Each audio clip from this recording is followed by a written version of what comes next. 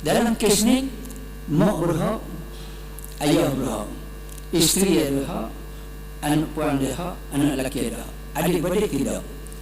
Selama mana adik-beradik pun tidak berhak mewarisi harta pusaka. Jadi dalam keadaan itu, bila berlaku kematian, sepatutnya mesti ada perbincangan di kalangan waris-waris. Mesti ada perbincangan. Mesti ada perbincangan. Malam pertama untuk waktu bincang dah, ibu bapa dengan isteri si mati kena ada perbincangan. Jadi kebanyakan orang kita dia tak bincang, dia pakai senyap gitu je. Bila pakai senyap buat pandai-pandai, itu jadi satu masalah. Isteri si mati bila ada hutang dia bayar, ada piti-piti itu dia bayar. Dia tak maklum kepada ibu bapa, tak maklum kepada waris-waris yang berhak. Jadi dia akan menimbulkan masalah kemudian hari. Patutnya kena bincang lalu. Sebab tu bila nak bincang ni, masalahnya hubungan silaturahim itu kena baik. Hubungan silaturahim kena baik. Dari masa ke semasa, masa arwah hidup memang kena baik. Antara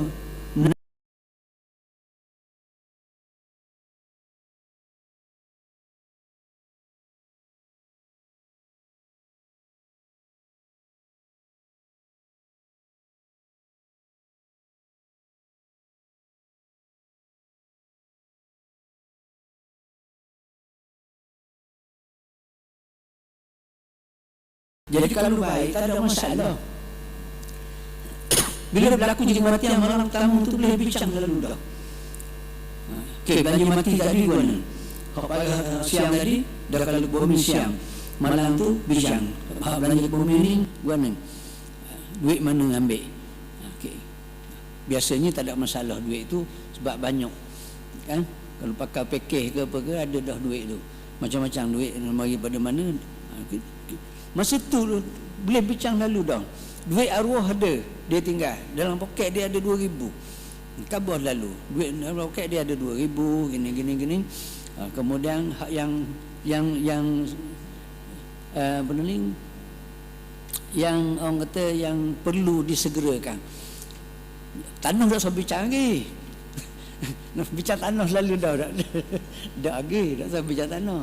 Bincang duit cash money ada berapa, hak orang beri tu ada berapa, lepas tu ada ke hak yang hak khairat kematian tu ada berapa, macam mana. Kemudian lepas tu nak buat tahlil ke tak? Kalau nak buat tahlil tengok duit mana nak ambil. Ni anak-anak belum cukup umur ni ada 2 orang ni. Kita kebanyakannya kita pentingkan pada tahlil. Tapi kalau duit tu perlu untuk kegunaan anak-anak ni, tak payah tahlil tak apa, simpan untuk anak-anak tu. Dia tak cukup umur lagi, dia perlu panjang masa lagi.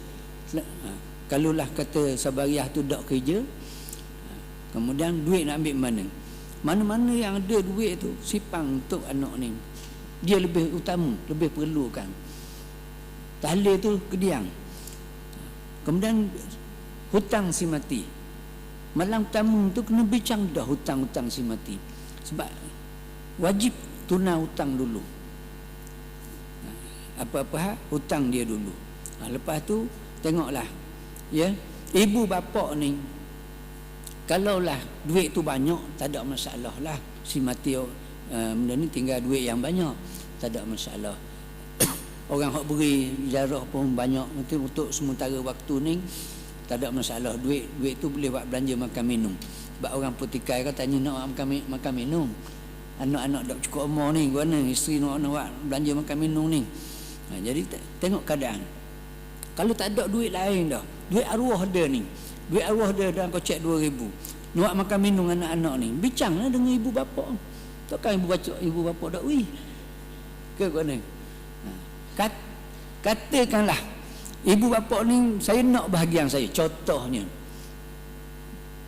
saya nak bahagian saya, mana tak apa lah, tolak bahagian dia 1/6, mak 1/6 dalam kes ni. Lepas tu nak tahu bahagian, mak 1/6, ayah 1/6. Kalau ada apa ni 2,000 mak 1/6, ayah 1/6, campur 2, 1/3. Bagi 3, bahagian mak ayah RM666.66. Tetapi sebenarnya ibu bapa ni dia dapat pusaka bukan sekadar mendapat bahagian. Apa tanggungjawab? Siapa yang menafkahkan cucu-cucu dia ni? Bila Abdul Wahab mati, tanggungjawab menafkahkan ni pergi kepada Tok dengan Tok Ki. Tok dengan Tok Ki patutnya kena menafkahkan. Tu sepatutnya gitu. Jadi duit hak ada ni patutnya dia bincang, okey ni boleh buat belanja lah cucu-cucu hamba ni. Jadi suruh mak dia ambil buat belanja. Sepatutnya gitu. Ke guana. Hari pertama tu bincang dah. Dah kereta ni guana. Kereta ni kereta Abdul Wahab ni. Kereta jadi pusaka juga. Kena bincang selalu. Sabariah kata kereta ni saya nak guna, nak pergi situ, nak pergi buat kerja, selama ni saya guna kereta ni. Jadi ibu bapa kena reda situ. Sebab tu dia jadi pusaka dah. Bila jadi pusaka, okey ambil awak guna. Biar ada persetujuan tu, ada perbincangan dan ada persetujuan di kalangan waris.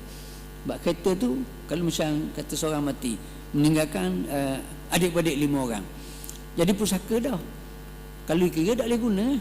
Tapi kalau ada perbincangan 5 orang adik-beradik ni dah guna kereta ni. Saya biasa saya guna buat pergi pasar begini. Okey, adik-beradik lain kata tak apa buat guna dulu. Waktu kita bincang semula pembahagian guna. Bila sebut boleh guna lah. Masalahnya tak bincang pakai guna je. Kalau tidak reda adik-beradik tak kena. Dia kata bukan nak bergaluh, tapi sila permudahkan.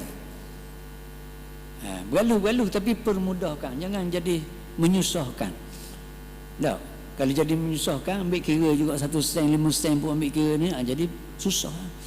Dia nak permudahkan urusan tu, baru betul. Benda tak payah, tapi bila kita buat payah, jadi payah.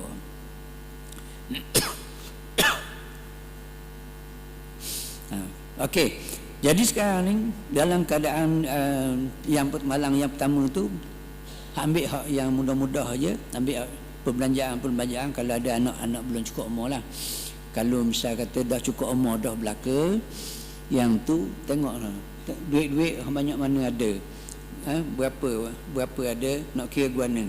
Nak buat tahlil, okey kita pakai buat tahlil dengan duit pusaka ni. Setuju, jalan. Tak? Kena bincang. Lepas tu nak buat benda lagi. Untuk ada tak ayah tinggal hutang? Hutang tu penting. Ada si mati tinggal hutang. Mak dia tinggal hutang ke tak? Ayah tinggal hutang ke tak? Okey. Lepas tu ada pesanan ayah, pesan benda. Wasiat dia. Wasiat tu boleh nak dilaksanakan lalu ataupun kemudian sikit. Tak apa. Yang penting hutang kena segerakan. Gitu. Jadi tak ada masalah lah. Lepas tu malang yang ketiga ke pula, okey, baru nak tengok benda-benda lain, kain-kain baju ke, benda barang-barang kemah ke, tu hak yang tu sikit. Tu bincang lah. Tanah kediang tak apa. Tanah ni tunggu cuti sekolah lagi bulan 2-3 bulan lagi ke 5 bulan lagi, kita pakat balik belaka, okey, kita bincang bab benda hak yang besar-besar. Siapa yang duduk rumah ni, contohnya kalau mak ada lagi, okey, mak duduk rumah ni buat macam biasa. Kalau mak dengan anak-anak, kalau adik-beradik duduk rumah tu, kena beri mandat ke dia. Tak apalah awak duduk dulu rumah ni free, tak ada bayar benda-benda. Kena biar kemah.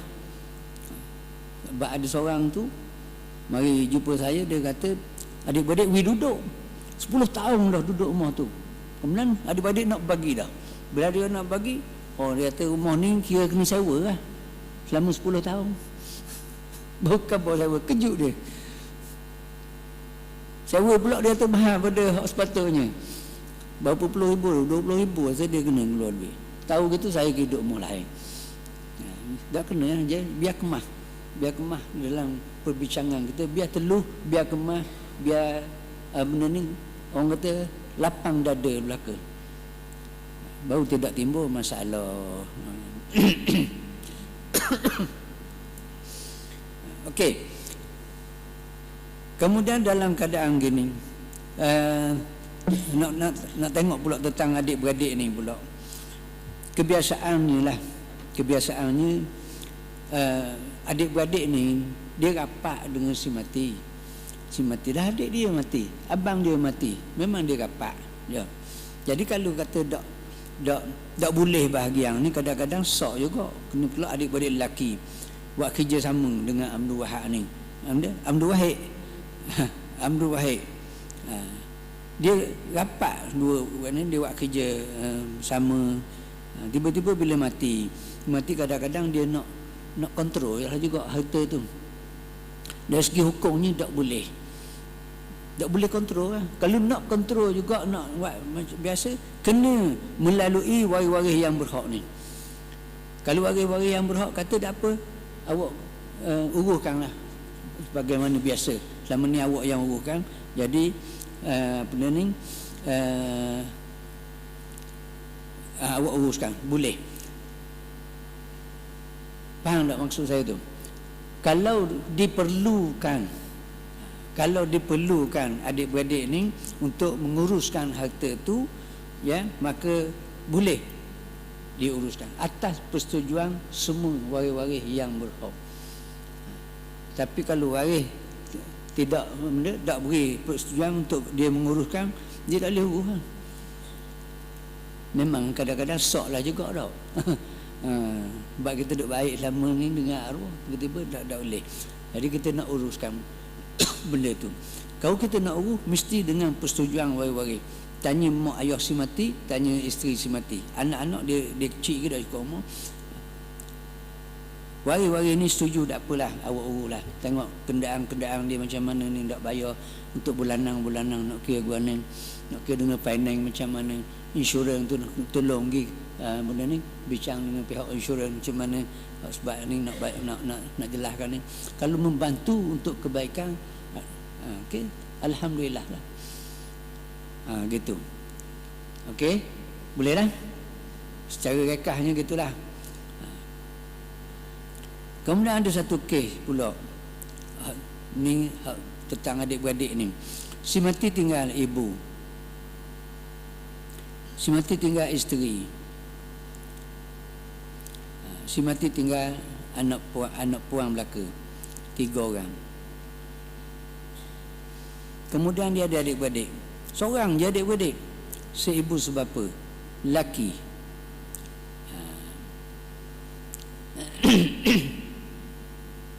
Usuk nama dia adik-beradik ni.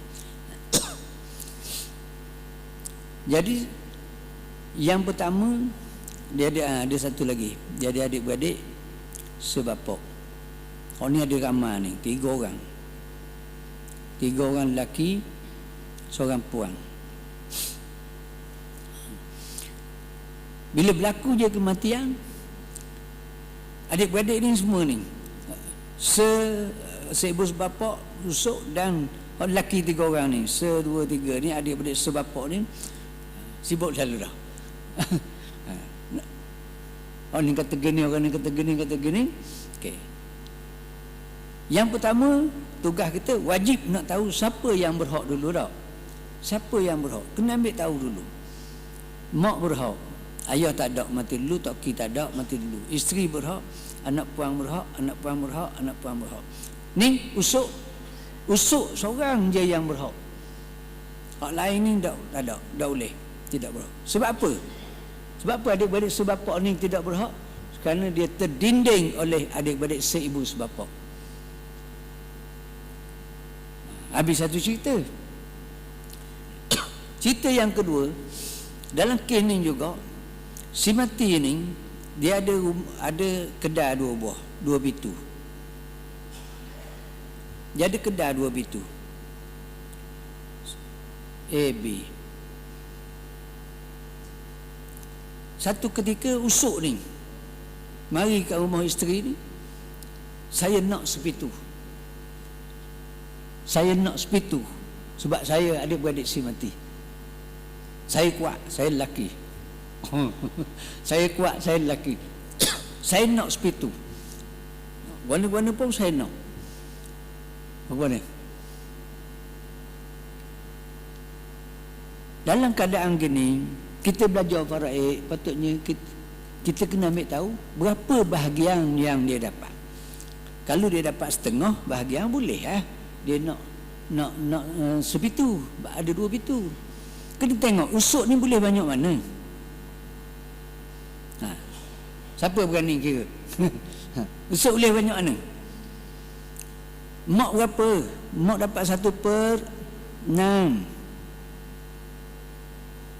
Isteri 1/8.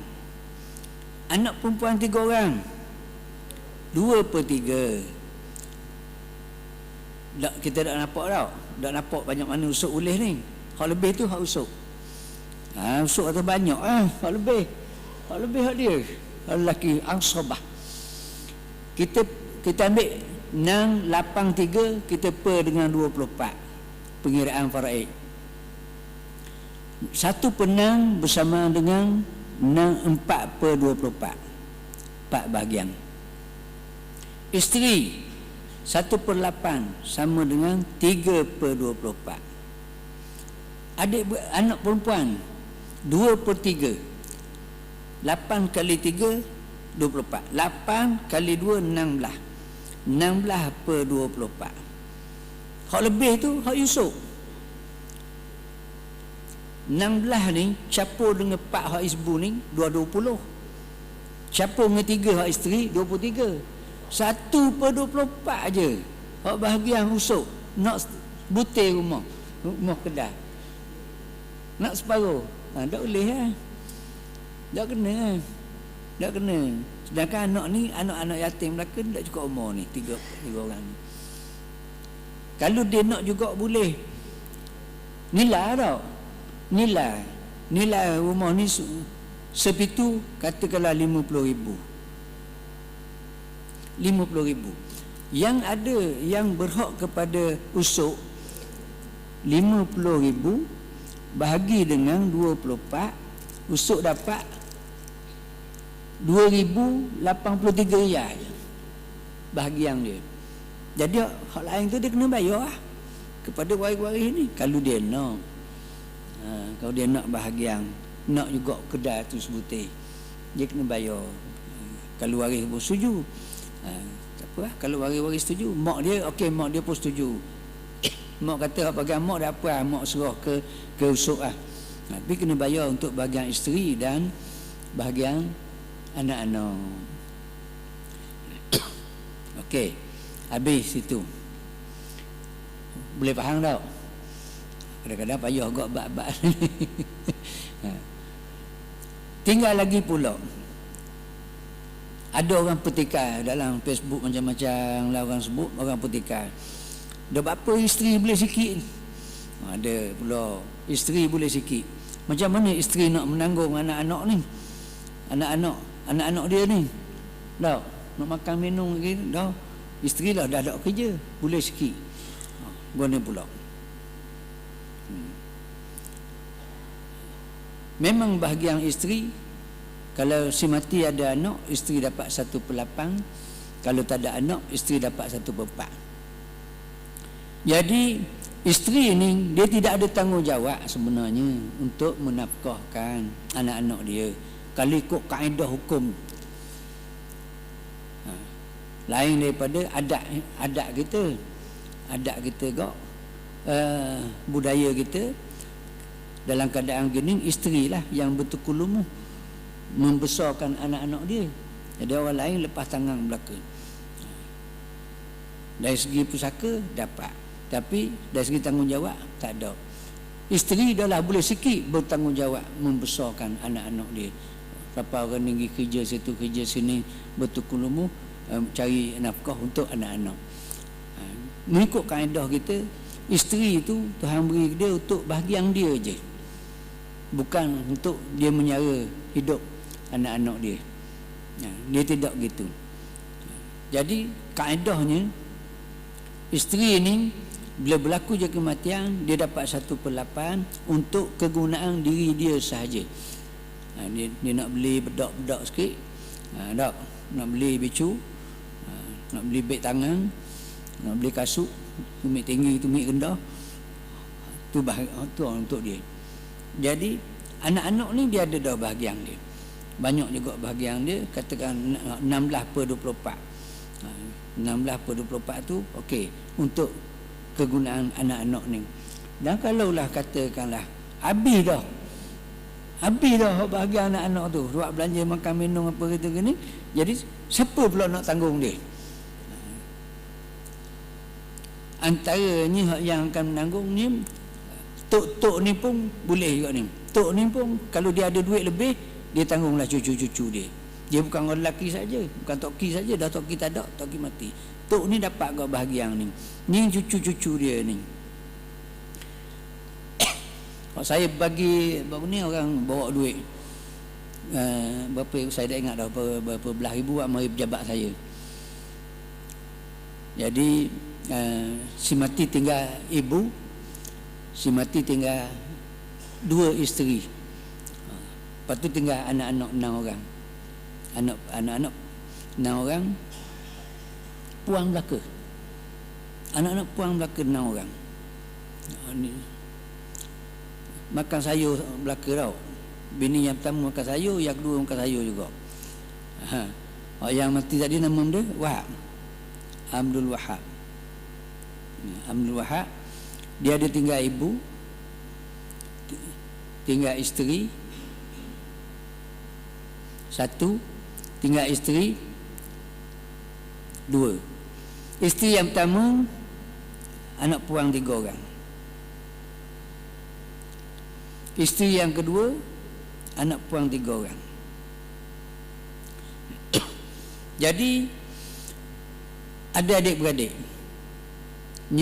Jadi adik-beradik ramai. Ada 10 orang. 5 lelaki, 5 puang. Yang pertama, kita nak wajib kena tahu siapa waris yang berhak. Mak wajib dapat. Isteri yang pertama dapat, isteri yang kedua dapat. Dua-dua ni bercerai mati. Anak puang belaka, adik-beradik dapat tak? Dapat macam kita tadi kok. 1/24 ansobah. Lelaki puang ni bagi 10 orang tu. Okey. Ramai akhir ni. Jadi hak puang ni, isteri ni mari kat saya. Dia kata saya tak mau tutup carian, saya nak bagi kod faraid. Ada, saya dah ingat dah berapa belah ribu. Kalau menjak mak dia dapat 360,000 kali dengan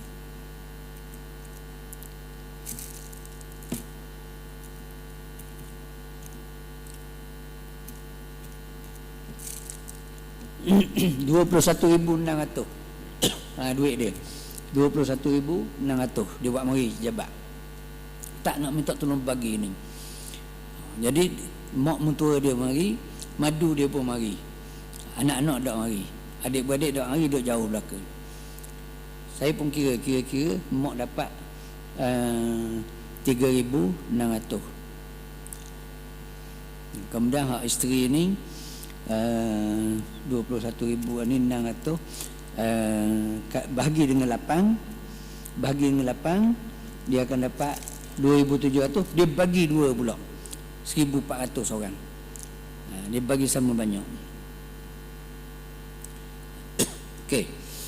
Jadi hak lebih lagi ni, selain daripada apa ni, anak-anak ni, hak lain tu dapat kepada adik-beradik 21,600 bagi 24, dia dapat 900 riyal.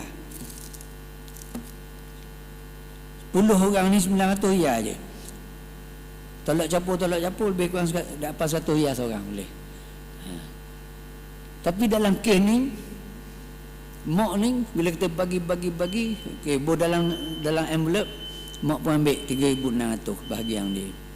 Ni ambil 1,400, ni ambil 1,400. Hak bahagian ni serah ke mak dia wakil dulu. Mak dia lepas tu okey, tok ni dah ambil dah duit tu, lepas tu habis dah cerita, dia pun serah balik. Tok serah balik ke isteri ni 3,600 ni serah.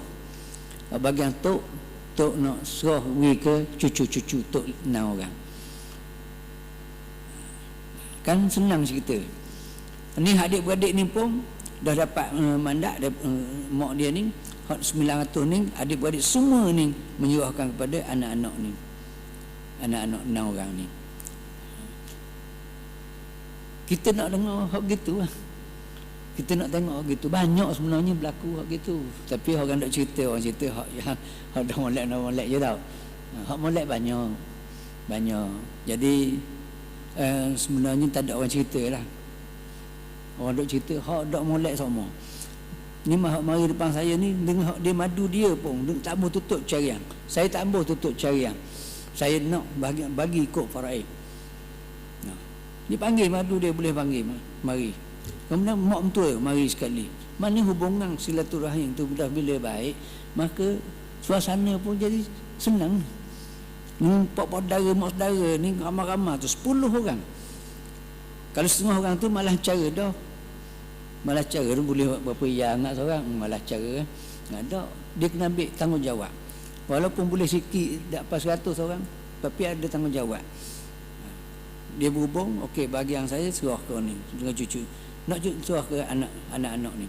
Dan kalau anak-anak ni akan datang ni tak ada sumber pendapatan, tak ada nak makan minum, wajib ni atas pokok saudara ni lah. Pokok saudara, mak saudara. Tengoklah apa benda keperluan anak-anak saudara tu. Baru betul. Isteri dapat sikit je. Isteri 2 pula. Bagi pula 2 orang situ. Kau sikit. Kalau 3 lagi kau sikit. Okey, jadi hak Tuhan buat tu molek dah.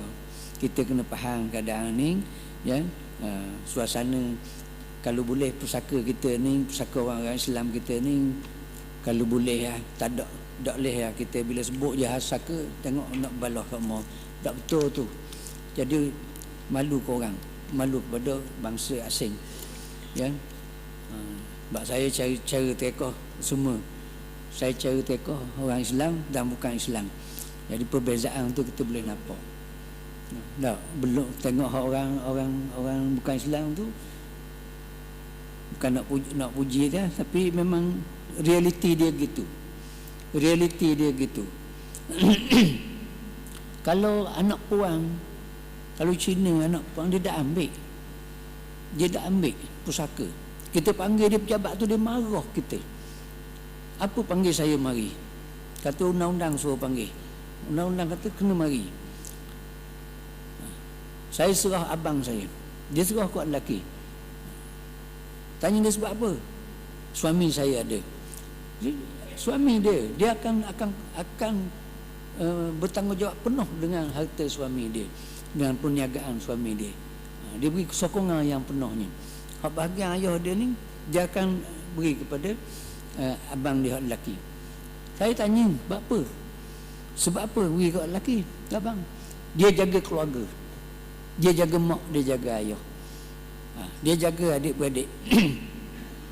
Dia kata kalau adik-adik yang mana yang belum bekerja, tak ada pendapatan, adik tengah belajar lagi, abang dia akan tanggung belaka tu. Gitulah cerita dia. Jadi kalau kita ni Tuhan beri buat lain sikit, maknanya hak puang pun dia beri juga. Dia beri, tapi sebab tu dia beri bahagian hak puang tu setengah daripada hak lelaki. Jadi hak lelaki lah yang akan bertanggungjawab. Hak puang pun bukan saja, kalau dia ada lebih dia tanggungjawab jugalah dengan adik-beradik yang lain tu. Gitu. Jadi sama-samalah membantu supaya pusaka orang-orang kita ni berjalan dengan baik. Kalau semua faham, insya-Allah tak ada masalah. Takat inilah dulu untuk malam ni, insya-Allah kita jumpa lagi minggu depan, tak ada jadual lagi. Bulan depan. Wallahu a'lam. Wabillahi taufiq hidayah. Wassalamualaikum warahmatullahi wabarakatuh. Bismillahirrahmanirrahim. Alhamdulillahirabbil alamin wa bihi nasta'in. Allahumma akhrina min zulumatil wahmi wa akrimna binuril fahmi waftah alaina bima'rifatil ilmi wasahhil lana abwaaba fadlik wa atmim lana nurana ya arhamar rahimin. Rabbana atina fid dunya hasanah wa fil akhirati hasanah wa qina adzabannar walhamdulillahi rabbil alamin. Amin ya Allah.